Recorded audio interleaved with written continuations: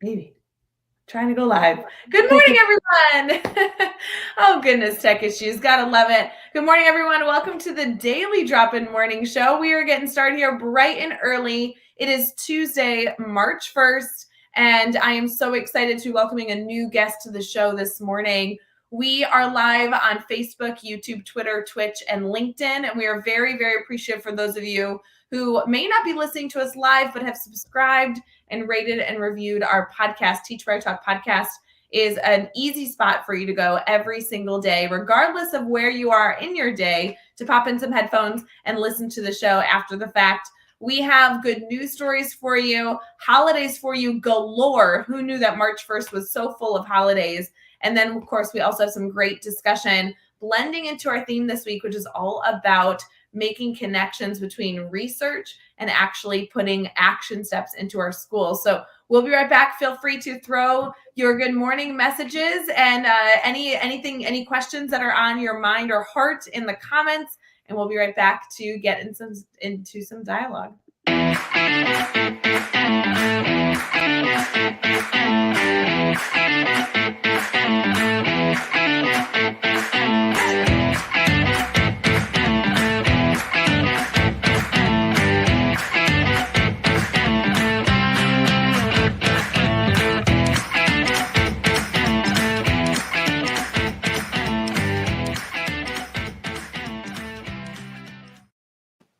Good morning, everyone. Sorry for a rough start. Usually I feel like we transition quite well. So today is just one of those days. Happy Tuesdays. Our mistake for the day has already happened. Sarah, I know you are new to Daily Drop-In, but we always joke, like, you get one hiccup a day. We just took care of everyone's like hurdle. We're done. Congratulations. It's all taken care of. It'll be a good day ahead. Sarah, I'm really glad that you are here joining the show. I do see a comment this morning that it's someone's birthday in our private Facebook group. For those of you who are not in our private group, you can go join at teachbettergroup.com. Happy birthday. Sarah, as we are wishing our community happy birthday, happy March 1st, I'd love to learn a little more about you for our network who may not be connected to you yet. Sure, yeah. Hi. Thank you for having me. I'm really delighted to join the show today. My name's Sara Lane. I am the Director of Research and Curriculum at an organization called Roots of Empathy, which is a charitable organization. Then we deliver empathy-based programs in schools and childcare centers throughout the world for children ages 5 to 13. So I love it. Look at this. We're going to talk about empathy today. We're talking about a charity today. I know your background specifically, which we're going to get into, is the research behind the work you're doing, which is a really interesting twist on some conversation that we normally don't get to have on Daily Drop-In. So, Sarah, I'm really appreciative you're here. I know it's so early, but I appreciate you joining the show. No, thank you for having me. I was so excited to join. Yes, it'll be so wonderful to get into some good dialogue here this morning. It is Tuesday, March 1st, and outside of birthdays, it's also like every holiday in the world. I'm excited later today to kind of highlight there are some Muslim holidays, some Hindu holidays today, but there's also an array of huge variety of goofy holidays, Sarah, that we'll be able to join kind of enjoy at the very end of our show. On Tuesdays and Thursdays, we do our holidays and good news articles at the tail end of the show. But I will say I was scrolling through and it didn't seem to stop. It seemed like everybody's day was looking for something to celebrate. Well, what a good day then. I know, it's going to be wonderful. So tell me a little bit. I know we're going to get into what the Roots of Empathy is. We're going to get into the work that you are specifically doing. But if someone's never heard of this charity, this community before, would you be able to give us some insight on what we're discussing here today? Sure. So Roots of Empathy is a universal preventative program that takes place in classrooms, in elementary classrooms, over the course of an entire school year. So it's for children 5 to 13, and the program is delivered as 27 lessons over the course of the school year and brings a parent and a baby from the community into the classroom 9 times throughout the year, along with a trained instructor who delivers a curriculum that's based on the student's age.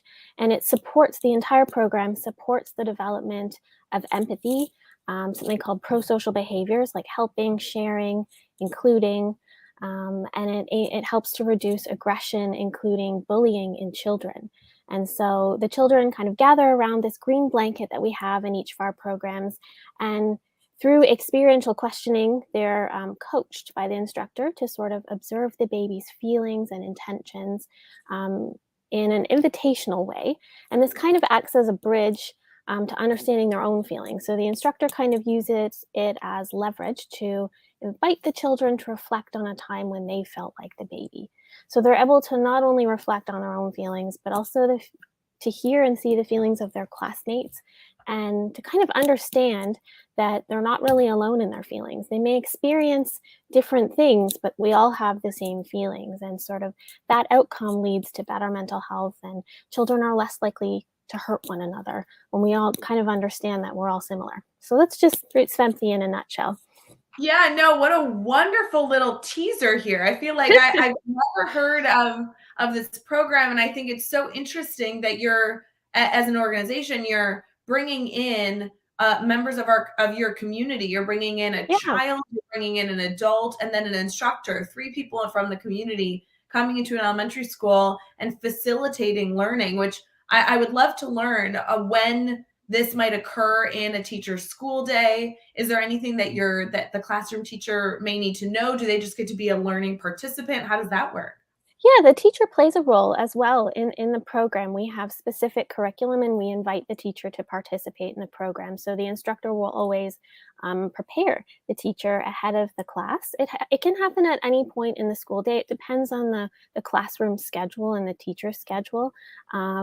But there's usually a family visit, which is the visit where the parent and the baby and the instructor come in, and then there's a pre sort of and a post family visit where they do the pre-learning and sort of the post reflection and consolidation of learning. So we have multiple themes over the course of the school year. Yeah. So as we're learning today, I am confident that regardless of if our organization, our team here uses this group or not, I'm confident there's a lot to learn, which is very, very interesting. I know we have a lot of viewers kind of from all over the US and Canada that join us bright and early in the morning. But where is this organization located? And tell me a little bit about where, obviously we're in elementary schools, we're seeing this incredible opportunity here. Yeah, well, it's kind of expanded over time. Mary Gordon, our founder, founded the program in 1996, and we started in Canada. We're in every province in Canada. We're in the UK. We are in New Zealand. We are in parts of the United States. We've been in Korea, Switzerland. We've been in Germany. I think I said the UK, but Northern Ireland, Scotland, Republic of Ireland, England. We're in Wales as well. So we're kind of all over the place, and it's grown over time. So it takes a lot for us to go into a community. So we go where we're wanted and where we're invited, and we build up from there, essentially. Well, and Sarah, I appreciate you giving that overview, because as we hear about this opportunity that is provided to elementary schools, I know so many of us that are located all over are saying, yes, but is it for me? Is it for my community? Is this something that my students could either experience, or we could find some sort of way to duplicate this if that wasn't possible? And I always love to be able to share that these charities, these organizations that are dedicated to the health and wellness of our children are located all over the world. What an incredible opportunity. And your background within this organization is to kind of make sure it's working. Can you tell me a little bit about that? Yeah, that's exactly what I do. And so I work with a team of researchers and curriculum staff. And so we kind of integrate curriculum and research. So we have 20 years of independent research, meaning university-based research on our program, but also my role is to help. We do an annual program evaluation every year. So we evaluate the feedback. Everyone in our program, including the children, submits feedback on their experiences with the program.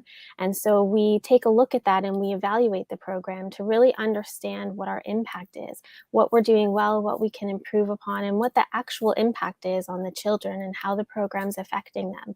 And we do work with those sort of external university-based researchers as well that I mentioned to support them in conducting studies on the program, so that we understand not only the impact right after the program, but sort of in a long-term capacity. We have research that's 3 years post-program. So we know the impact that the program can have in a long-term manner. And so, yeah, the program really, if I can comment on that research a little bit, the results have been consistent because we've had research out of many different countries. We've had research in Northern Ireland, we've had it in Canada a few times, we've had it in Australia, Scotland, many places, and consistently the results have really shown that roots of empathy reduces aggression and bullying in children. It increases those pro-social behaviors, like I mentioned before, like helping, including, sharing, and it increases empathy as well. And it also actually increases, children's knowledge of infant development as well. So. No, I'm so excited to keep diving into this, especially during our brainstorm bank, because that's going to be a time where we can really look at how we can take this idea and connect it to our theme. Our theme this week is all about looking at research, which almost feels disconnected at times from our schools, and how we can put it into action steps. And right now, this is a perfect way to kick off the week of discussing readily available opportunities for us to create action steps in our schools. I think more often than not, we hear about, educational growth in specific areas. There's been research done on a specific topic. It always feels very distant in a way. And then we take that research and we say, okay, it looks like it was successful. Let's implement it in our schools, but we're not necessarily researching it when it's in our buildings. And as we look at the work that your charity is doing, we're not only seeing that it is research and data supported, but then it's continuously being reflected on and looked at to ensure that it's being successful in your building with your staff and your students, which is something that I really would love to see duplicated over time with all different types of instructional models and behavioral models. So Sarah, you are very timely this week. We're very excited to have you on Good the then. show. Yeah. Thank you. Before we get into too much, we'll transition here because it's Tuesday into our brainstorm bank as our first segment of the morning. I want to give a big shout out to those of you who have shared this stream this morning, whether you're watching on Facebook, YouTube, Twitter, Twitch, or LinkedIn, to celebrate that this discussion is going on. Maybe share a quote or something that you're learning thus far and encourage your community to tune in, whether it be live or, of course, after the fact. Sarah, we always take a moment to share a moment of gratitude early in the morning, something that we're thankful for, appreciative of. We use an app that's free called Happy Feed, which allows us to document once a day something that we are appreciative for, grateful for. And then what I really love about the app is that we're able to revisit those memories in a very, very creative way later on to kind of like look at all the fun moments that we've had on Daily Drop-In. Would you mind sharing with me as you're reflecting about maybe something that you're appreciative for? Is maybe it's this morning or earlier this week, something you're thankful for? I feel like that might be. And there is a hint category. Let me point out the hint this morning is you have opportunities to help someone today, question mark. Maybe someone helped you. So just to kind of spark that creativity. So anything that comes to mind? Yeah, well, I'm actually really grateful for this opportunity to be on the show because we don't get as many chances to share the research about our program. So I hope that in some way that it can be of help to somebody at a school or who might be interested in learning about roots of empathy. So I'm actually very grateful for the opportunity to speak with you. I love it. I love it. I'm going to save that. And that will be our submission for this morning. I appreciate you sharing that with us. We'll be right back here for Brainstorm Bank.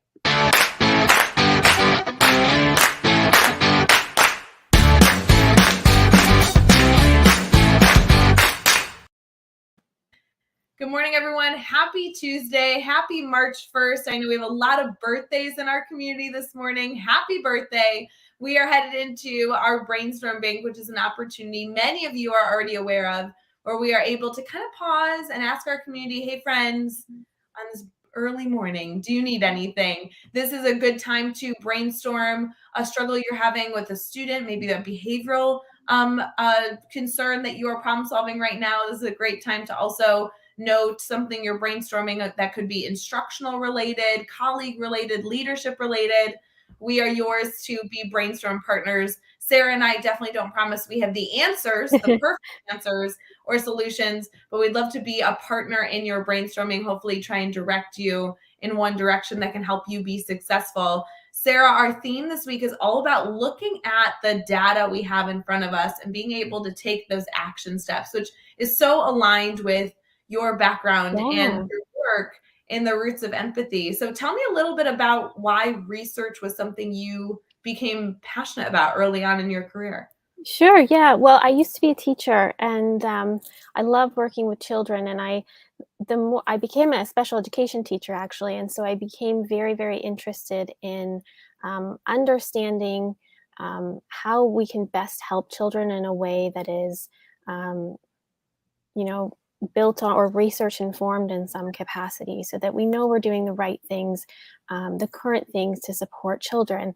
And so I actually went and got my master's in research in psychology, and I was so fortunate to get involved in Roots of Empathy because it combines my two passions, education and research, and it allows me to sort of dive deeply into the roots of our program, and to understand exactly what is going on for children, because I think research is such an opportunity to not only understand but to use it to do better and to do to move forward. So we revise our program every chance that we get, and we use that research and to help our program become even better over time. And so I think that's why I love research so much, is it answers a lot of questions. It also gives more questions, but I think it's part of that important cycle, especially when it comes to program delivery or supporting children in any capacity in a school, for example. So yeah. You know, we look at research all the time as educators. We want to ensure that we utilize best practices. We want to make sure that our students are being successful. And so we're constantly, as educators, collecting data, regardless of what our Mhm. role is in schools. Can you tell me a little bit about like what research means? Because research is so broad, at least in the vein that I've been able to see it. Sometimes it's extremely informal, sometimes it's excessively formal. I know Yeah. members of our community have master's degrees and doctoral degrees, and they've had to do, write thesis statements or write a dissertation. These are all research practices that we've used research to make conclusions, but at very levels. So tell me a little bit about how you define research. Yeah, I think you're right in saying that there are so many ways that we can collect data to conduct research of many different kinds. I think the way that we focus on research at Roots of Empathy is to try to best understand our impact. So that's the lens that we use. So we collect data, whether it's quantitatively, so we use surveys, or qualitatively, where we use artwork with young children to collect our data, to better understand what their experiences are. And so I think research is, sort of in a loose sense, a way to answer questions. It's a way to ask questions and then answer questions. And it can be done in many, many different ways. So I may be being a little bit broad here, but I think there are just so many ways to conduct research. You can conduct very strict and rigorous experimental studies, but you can also collect observational data, or you can collect feedback, for example, which is a component of our evaluation, and that's very different from a really rigorous study. But all of that information can be helpful to you and give you insight into the questions that you have. So that is sort of a broad answer, I guess. No, it's a Yeah. good answer because as educators, like I said, we are constantly taking in Mhm. information. We're scanning the classroom, we're looking at data that's turned in from formative and summative assessments, Yeah, we're asking questions, we're evaluating students' answers. I mean, those in some regard, that's all research, right? of course. Yeah, it's certainly helping you to understand what's going on in your practice and what's going on in your classroom and what's going on for children. And I think it's a continuous process. It never really ends. It's just kind of a continuous cycle. You ask a question, you collect whatever information you want to collect, and then you use it for a specific purpose. It doesn't Mhm. just sit there. It helps you to move forward. It helps you to change your practice or to in our case, adapt our program or, focus in on a specific area that we didn't realize we needed to focus in on. So I think it can serve many different purposes. It's so interesting as we're talking about research, it's really also a discussion on questioning. You kind of need Yeah. to know what you're looking to seek information on to be able to ask the right question, to be able to get the information and data so that you can interpret your success in that area. Yeah. How do you and your team decide the type of questions or research you're going to be collecting? Because as an educator, I think sometimes that is a disconnect where we don't necessarily always do a phenomenal job of connecting the questions we're asking and the type of information we're looking to gain. I can only assume that that is a huge part of your role. It is very huge. Our annual program evaluation isn't sort of an experimental study in that sense, but it's more of an ongoing process where we're collecting feedback. And so, what we do is we have program goals, and we look at those program goals and we try to develop questions based on those program goals. But one thing we have learned after many years of doing this is that the way we ask questions isn't necessarily the way that children interpret them. Like when they're young, it depends on, it's not just about whether they can read a question, it's about whether they can understand it. So we have very long discussions, and our team works directly with Mary Gordon on how we ask these questions and the words that we use. And we look at previous responses and previous results from previous years. And so we go through question by question by question and say, well, would a child understand this at this age or at that age? And so that's why we use artwork with really young children, because it's really not fair to ask a 7-year-old to fill out a survey. It's not as developmentally appropriate. And so all of these things are constant questions that we're asking ourselves to be able to revise and try something new. Because I think it's really unique working with children specifically. And I imagine teachers run into these things all the time where you're like, how do I ask this question? Or how do I do this in a way that they would understand it or that makes sense or is relevant to them? So it's a lot of conversation. It's a lot of looking back at what we've done and what we've gotten out of previous results and previous feedback, because we think it might be just sort of a phenomenon that's happening, or it's the way we're asking the question. And sometimes we're not really sure, and we have to try something new to figure it out. So it's so interesting. When I think of research, I really thought that we were going to have a quite a prescribed discussion this morning as we're getting into this concept of research, this work that you're so passionate about, especially supporting elementary students. We've gone into a lot of different skills that teachers utilize on a daily basis. Absolutely. When we talk about research, we're talking about questioning to try and collect information so we can make different or better decisions. Now we also have brought in this layer of how you ask the question and even the medium and modality in which you ask the question to ensure that you're collecting the information so you can make these decisions. I mean, this seems like a constant circling effect of being able to have a goal, deciding what questions you can ask to see how close you are to that goal, deciding from that point what medium and modality you need to use to try and ask the question in the first place, and then interpreting the information that you get to decide, did you get the result or data set to be able to be successful in what you were looking to accomplish, or do you have to start all over? It's a cycle for us, really. It's year round, it never ends. And so we are continuously working. And this year we did kind of a big revision to our feedback surveys and questionnaires, because we developed an entirely new program in response to the pandemic where we shifted our program online, and we call it our recovery program. So we couldn't have babies in the classroom during the height of the pandemic, and so we had to come up with a new way to deliver our program. So we deliver it primarily online, and that requires an entirely new way of collecting data or questions that we need to ask, because there's sort of many new factors involved in our program. Not just we've added some new content, but we've also changed the way we're delivering the program. So I think all of those things play a role in when you're collecting data of any kind. So yeah, it's a huge cycle, and it never really ends, honestly. But that's a good thing, I think.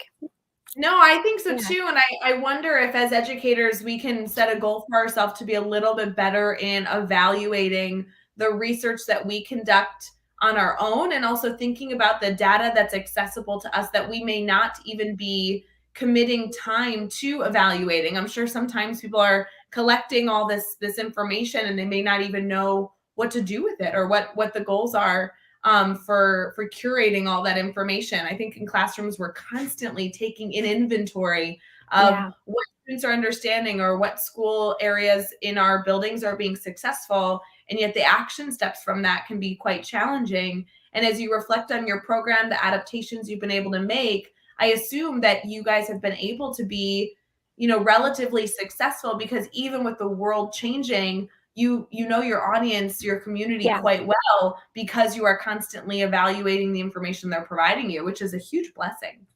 It is, and I think it has really helped us during this process and during this time and having to kind of pivot to a new way of delivering and a new way of connecting with children. And I think we've worked really hard at looking back at what we know and trying to use it to move forward in a way that is helpful for children. And now this year, we're going to gain a whole new set of data.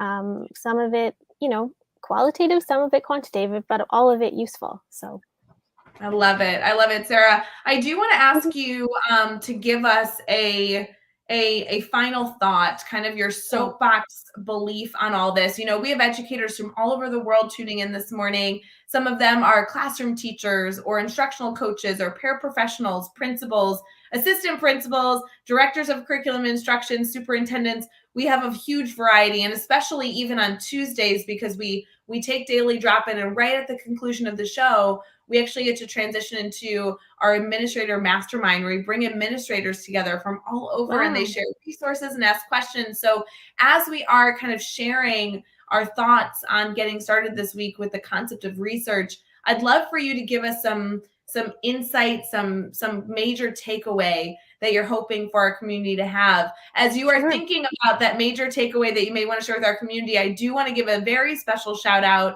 on this bright and early Tuesday morning. It is March 1st, and as you all know, that means proposals are open for our Teach Better conference. So we are going to play a really, really quick clip just to remind you about all the little pieces that have been coming out for our Teach Better conference happening October 14th and 15th. And we want to celebrate with you here today that you can now share your voice and your passion at this event. This event will not only be happening in October, but proposals will be open all month long and through the month of April. So we are here to celebrate with you. You have the next 2 months to figure out a number of different session options to celebrate your voice and your passion space with our community in Akron, Ohio in the fall. So Sarah, we'll be right back for that major takeaway. sure. So right now, I want to know if you're ready to teach better. That's the whole mission of this weekend. Just being here ready to learn and grow and come together like this is awesome. What are those small changes that can make you better tomorrow than you were today? All the amazing speakers we have here, wow. We have a ton of people here who are published authors, who are writing about education. Let's get out there and teach better. Sarah, it sounds like to me your passion space, this concept of research, and obviously the organization that you are a part of with Roots of Empathy would be a really good session to be able to teach our community not only how to ask questions, but how to interpret data. I think we're gonna have to craft to submit. Absolutely, yeah. For those of you who are interested in submitting a proposal, adding your name to our lineup, and obviously sharing your voice at this event, please head over to teachbetterconference.com. Again, you have all month and another month after at the end of April to be able to share your voice. But if anybody needs any feedback or help with their session, our team is curating together a lot of tips and tricks. And we also will have a course coming out later this month for those of you who are just looking for a little bit more guidance on how to speak at conferences in general, but hopefully it will help with the Teach Better conference as well. Sarah, right before we played that commercial, we were discussing wanting to give our community something tangible that they can think through as an action step. Tell us a little bit about what you really want to ensure our community leaves this morning with in their minds.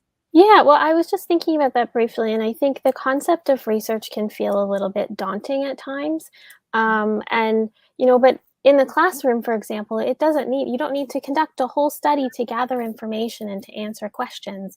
It can simply be done through observation, or, one thing we try to do at Roots of Empathy is give children an opportunity to share and to share what they know. And that tells us everything that we need to know. So it's simple little things I think that you can do, whether, it's in the classroom or in our program. We just collect feedback. We don't necessarily do a big huge study every single year on our programs. We're just collecting information and want to know how the children are doing. And I think that can be done in so many ways, whether it's a teacher can do it in their own classroom. They probably do it every day just by watching their students, or taking a look at what their students are working on, or asking their students questions. And all of that is data. All of that is information that you can use. So I just wanted to sort of share that I think that that's really valuable, whether it's sort of on the extreme end of sort of experimental research, or just making observations in your classroom.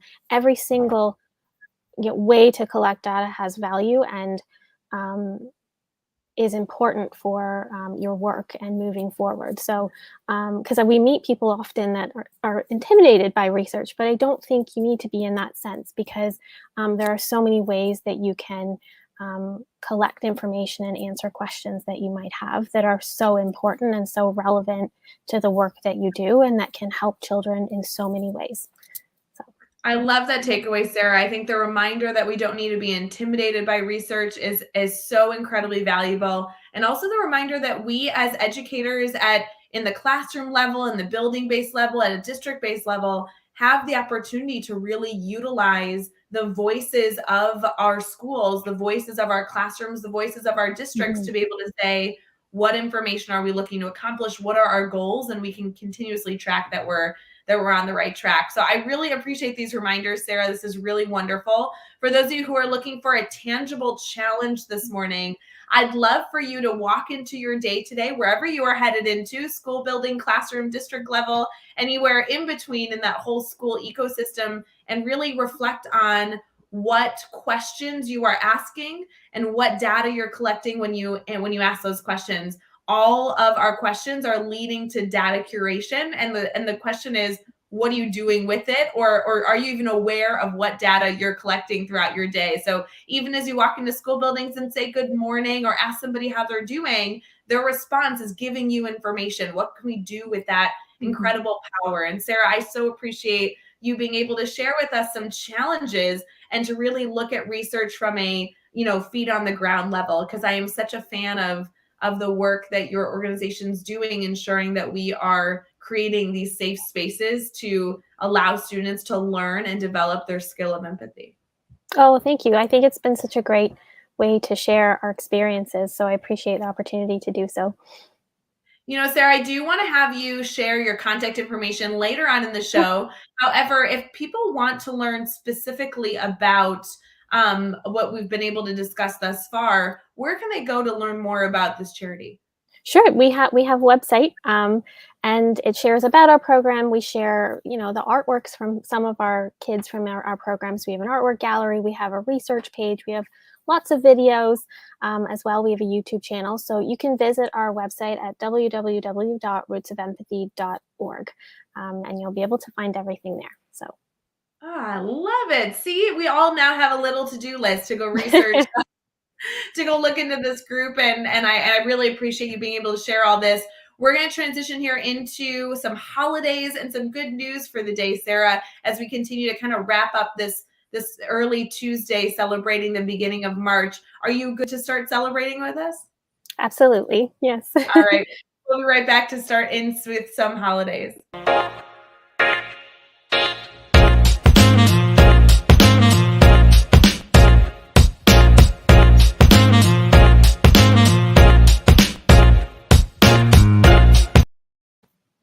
Good morning, everyone. We are excited to be wrapping up our show today, this morning, with the Daily Drop-In Morning Show. Sarah, it's been so fun to be able to discuss research, your connection to education, and how you're collecting data to ensure that Roots of Empathy as a organization that exists all around the world is successful in our schools.